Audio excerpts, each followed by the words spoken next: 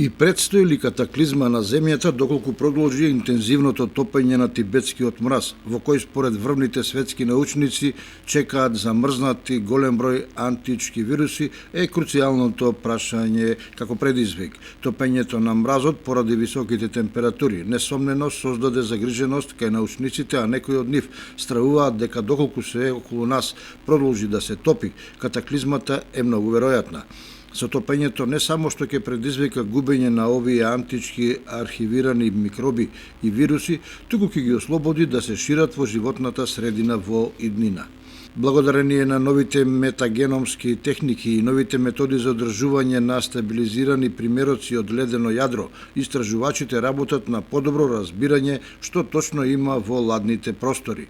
Во новата студија, тимот бил во можност да идентификува архива на десетици уникатни вируси стари 15.000 години од ледената капа Гулија на тибетското плато и да добие увид во нивните функции. Овие микроби потенцијално ги представуваат оние во атмосферата за времето на нивното теложење, објаснува тимот во секој труд.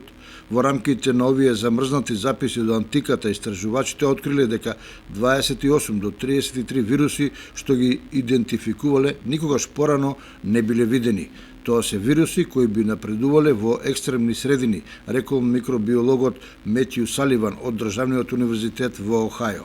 Споредувајќи ги нивните генетски секвенции со базата на податоци за познати вируси, тимот открил дека најраспространетите вируси во двата примерока на ледено јадро се бактериографите кои идентификуваат метилобактериум, бактерии важни за циклусот на метан во мразот. Тие биле главно поврзани со вируси кои се наоѓаат во соединенијата на метилобактериум во живеелиштата на растенијата и почвата.